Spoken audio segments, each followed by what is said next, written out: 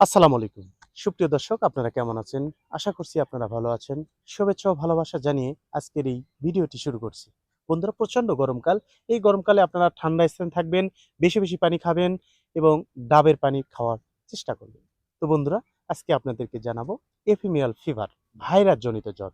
এই ভাইরাস জনিত জ্বরের কি চিকিৎসা, কি নিয়ম মেইনটেইন করলে আপনার খামারের পশু সুস্থ থাকবে, এফিমিয়াল ফিভারে আক্রান্ত হবে না। সব তথ্য কিন্তু আজকের এই ভিডিওতে থাকবে। আশা করছি আজকের এই ভিডিও আপনাদের অত্যন্ত দরকারি একটি ভিডিও হবে। সম্পূর্ণ ভিডিওটি দেখবেন, কেউ স্কিপ করে দেখবেন না। আপনাদের সাথে রয়েছে আমি, জহুরুল ইসলাম। তো বন্ধুরা, আমরা প্রথমে আসি গরুর এপিমেল ফিভার কেন হয়, এর প্রতিকার কি, চিকিৎসা কি। বন্ধুরা, এপিমেল ফিভার হলো একটি ভাইরাস জনিত জ্বর। এটা যে কোনো পশুকে আক্রান্ত করতে পারে। একদিনের বাছুর থেকে শুরু করে বয়স্ক গরু পর্যন্ত এই রোগে আক্রান্ত হতে পারে। এটা মূলত শুধুমাত্র এই আবহাওয়াজনিত সমস্যার কারণে এই ভাইরাস জনিত জ্বরটি হয়ে থাকে। অনেকেই গ্রাম্য ভাষায় বলে ব্যাঙ্গা জ্বর বা ৩ দিনের জ্বর, এরকম কিন্তু বলে থাকে। আসলে মূলত এটা ভাইরাস জনিত জ্বর, এপিমিরাল ফিভার। তো আমরা যেটাই বলি না কেন, এটা ভাইরাস জনিত জ্বর। এটা ৩ দিন থাকে আপনার পশুর শরীরে। এটা প্রতিকার কিভাবে করবেন? আপনাকে প্রতিকার করতে হলে আপনার পশুকে ঠান্ডা স্থানে রাখতে হবে, বিশুদ্ধ পানি বেশি, বেশি খাওয়াতে হবে, আরামদায়ক স্থানে রাখতে হবে। হঠাৎ করে আপনার পশুকে গোসল দেওয়ানো যাবে না, মাথায় প্রচুর পানি দেওয়া যাবে না গোসল দেওয়ার সময়। আপনারা এই বিষয়গুলো মাথায় রেখে আপনার খামারের পশুগুলোর যত্ন নেন, তাহলে কিন্তু এপিমেল ফিভার আক্রান্ত খুবই কম হতে পারে। তো যখন আপনার গরু এপিমেল ফিভার হবে, কিভাবে বুঝবেন? তো আপনার গরু যখন এপিমেল ফিভার হবে, তখন আপনার গরুর মুখ দিয়ে নালা ঝরবে, ঘন ঘন শ্বাস প্রশ্বাস নেবে, নিঃশ্বাস নেবে, আর নাক দিয়ে স্লেমা ঝরবে। টেম্পারেচার ১০৭ থেকে ১০৮ ডিগ্রি সেন্টিগ্রেড হতে পারে। সাথে সাথে আপনার পশুর মাথায় পর্যাপ্ত পানি ঢালবেন, ৪ থেকে ৫ বালতি, অন্তত ৫০ থেকে ৬০ লিটার পানি আপনার পশুর মাথায় ঢালবেন। সারা শরীর শুকনো কাপড় ওই বালতির পানিতে ভিজিয়ে চেপে নিয়ে সেই ভেজা কাপড় দিয়ে সারা শরীর আপনি মুছে দিবেন, অন্তত আধা ঘন্টা। এইভাবে করে নিয়ন্ত্রণ রেখে নিকটস্থ ডাক্তারকে ডাকবেন, অথবা ভেটেরিনারি হাসপাতালের কোনো ডাক্তারের শরণাপন্ন হবেন আপনারা। আর অনেক খামারেরাই কিন্তু এখন সচেতন, এই পশুগুলোর নিজেরাই কিন্তু চিকিৎসা দিতে পারে। তো আপনাদের কিছু আমি তথ্য দেব কিভাবে আপনার এই পশুকে চিকিৎসা দিবেন। তো বন্ধুরা, আপনার গরু যখন এপিমেল ফিভারে আক্রান্ত হবে, এই লক্ষণগুলো দেখে আপনি চিকিৎসা দেবেন। প্রথমে আসি বোলাসে এইচভেট। এটা একটা প্যারাসিটামল ট্যাবলেট। এই এইচভেট ১০০ কেজি বডি ওয়েটের জন্য একটি ট্যাবলেট দিনে ২ বার খাওয়াতে হবে, সকাল এবং রাতে। আপনার পশুর বডি ওয়েট মেপে এই এইচভেটটা দিনে ২ বার খাওয়াবেন। সাথে আপনি মেলভেট অথবা মেলভেট প্লাস, মেলভেট প্লাসটাই আপনারা খাওয়াবেন। মেলভেট প্লাস হলো ২০০ কেজি বডি ওয়েটের জন্য একটি, দিনে ১ বার খাওয়াবেন।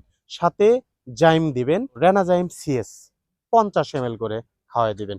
এভাবে যদি আপনি ৩ দিন চিকিৎসা দিতে পারেন, ইনশাল্লাহ আপনার পশু সুস্থ হবে।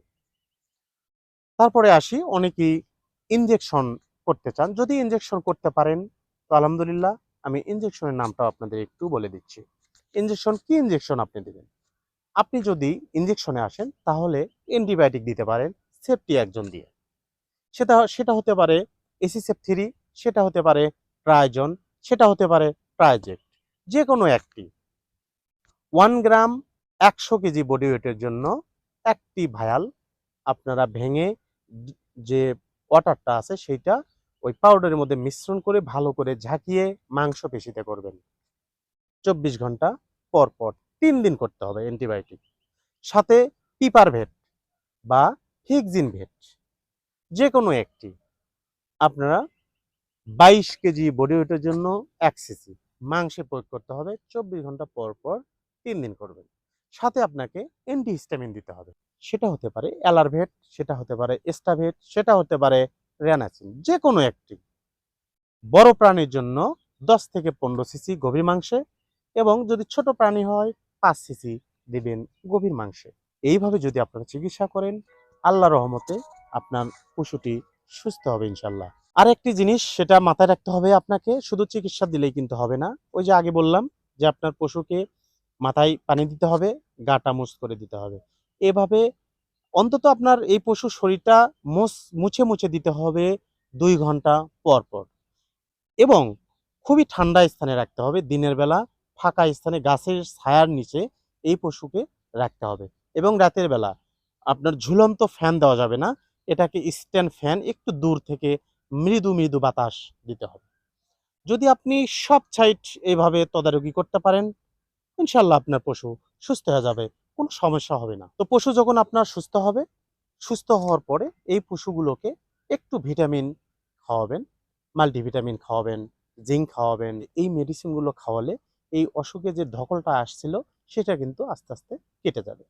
আর একটি কথা আপনাদের বারবারই আমি বলে থাকি যে গরুকে অবশ্যই কাঁচা ঘাস বেশি বেশি খাওয়াতে হবে। কাঁচা ঘাসের কোনো বিকল্প নাই। আপনাকে পর্যাপ্ত কাঁচা ঘাস খাওয়াতে হবে। আপনার খামারের যদি উন্নতি করতে চান, আপনাকে কাঁচা ঘাসের ওপর ডিপেন্ড করতে হবে। দানাদার খাদ্য থেকে আস্তে আস্তে আপনাকে সরে আসতে হবে। দানাদার খাদ্য কম, কাঁচা ঘাস বেশি। আজকে ভিডিওটি আপনাদের কেমন লেগেছে অবশ্যই কমেন্ট করে জানাবেন। আজ এই পর্যন্তই, দেখা হবে আর একটি নতুন পর্বে। সে অবধি আপনারা ভালো থাকবেন, সুস্থ থাকবেন। আপনাদের সুস্বাস্থ্য এবং দীর্ঘায়ু কামনা করে আমি জহুরুল ইসলাম এখানে বিদায় নিচ্ছি।